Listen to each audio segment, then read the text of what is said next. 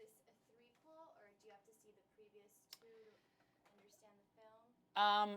This is actually a prequel, so it's set before the first movie. Okay. And I really don't think you need to have seen the first two films to enjoy this movie. It's a new family, so we're setting up a new family story, and they come into the story not knowing anything, and I think that means an audience could come into the theatre. Having said that, if you have seen the first two Insidious films, there's some connective tissue there, some Easter eggs, little treats for the fans. Okay. What is the process of creating a script into a movie? What's the politics behind filmmaking? Oh, wow. How long have we got? Did you say an hour or 4 minutes? I can't remember. 30 seconds. There is a lot of politics within the filmmaking world because there's so many cooks, and the bigger the budget, the more people you have standing around telling you what to do, what to change. The good thing about the Insidious movies is they're made at Blumhouse, and Jason Blum, he really puts his money where his mouth is when he talks about giving creative freedom to the filmmakers. It doesn't matter if it's myself or Rob Zombie or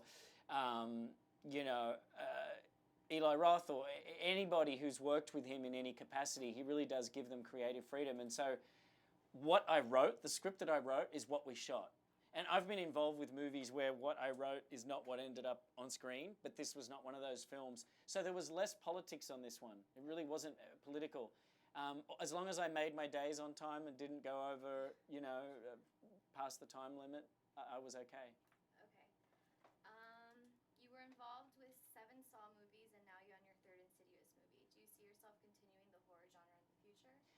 I would like to. I think it's a genre I'll always come back to. I can't get away from it. I just love it too much. Even if I went off and made a film in a different genre, if I went and made a comedy or, a kids movie. I wrote a kids movie. I actually have a kids movie for anyone who makes them.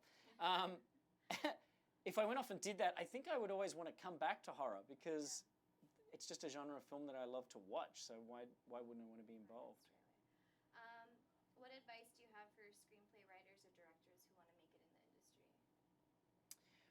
Well, for screenplay writers, my advice would be to just keep writing. Every script makes you a better writer.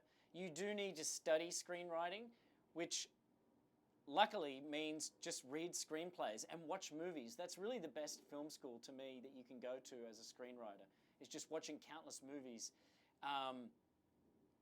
And screenplays, reading films in their script form is just so educational. And keep writing, and don't be satisfied with less than.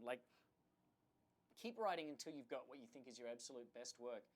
As far as directing goes, I think technology has really democratized filmmaking. When I was a film student, it was very expensive because you had to shoot on film. Nowadays, there's a lot of equipment you can get, some of the phones have really good quality cameras.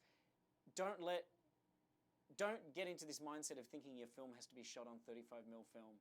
Just get out there and make stuff using whatever you can and just keep working.